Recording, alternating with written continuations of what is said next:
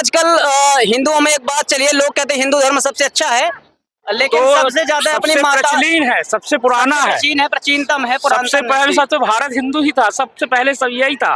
लेकिन सर हमारे ऋषि मुनि ही थे। वेद आदि शास्त्र में हिंदू शब्द नहीं आया, तो पहले हिंदू को किस नाम से जाना जाता था, आप बता सकते हैं?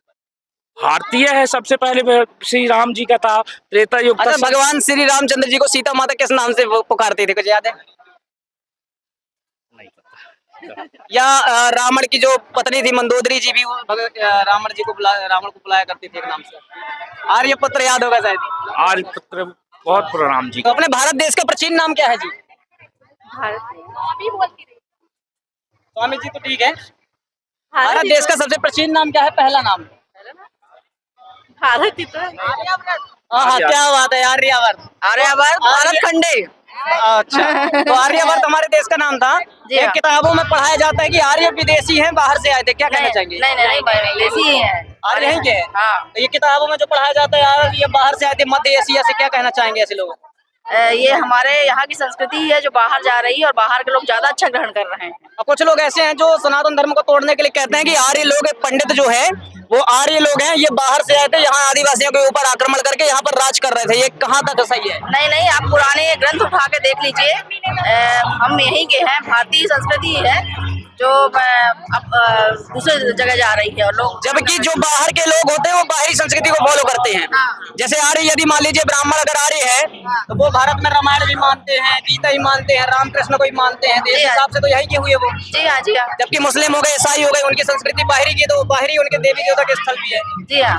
तो क्या कहना चाहेंगे, ये आरक्षण के बारे में क्या सोचती है आप? आरक्षण ज्यादा तो नहीं है, लेकिन जिसकी जो क्वालिटी है वो उसको मिलना चाहिए। तो मंदिरों में क्या आरक्षण देना चाहिए आदिवासियों को? नहीं, 10% आदिवासी भी पंडित बनने चाहिए? देना चाहिए, उनको भी देना चाहिए जरूर, ताकि सनातन धर्म में सब बराबर हो जाए, बड़े सब बराबर हों, जाति पाति का भेदभाव मिटे, मतलब उनको सब चीज होना चाहिए, उनको भी मिलना चाहिए, भगवानों के दर्शन करवाना चाहिए, जो वो भी आगे बढ़े सनातन धर्म में। लोग कहते हैं सनातन धर्म जात पात ऊंच नीच फैलाता है, नहीं, ऐसा कुछ नहीं। सब सनातन तो सबको एक जैसा, एक भाव से देखता है। सनातन धर्म को तोड़ने के लिए षड्यंत्र है लोगों के।